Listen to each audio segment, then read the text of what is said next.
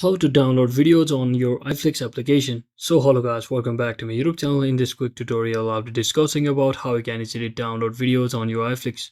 So first thing, just open up your Iflix application and make sure you are currently logged into your account.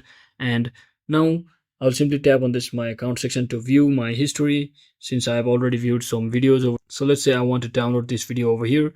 So once I tap on that particular video which I would like to download, I'll simply click on this full screen button over here, which will show me or give me more options. So you can see at the top of your right corner of your screen, you can see there is a three dot icon. So when I just tap on that, this navigation bar should appear over here, which is a drop down menu lookalike. And from over here, you can simply tap on this download option over here, and you can basically choose any of the episode which you would like to download. But keep in mind that to be able to download all of the episodes or all of the clips, you may need to or require a VIP account. So just keep that in mind. So in this example, I'll simply choose any one of these. So let's say I want to choose the episode first and simply click on this my download section. As you can see, the episode 1 or the particular video will be successfully downloaded just like that, based on your internet connection as well as your phone storage.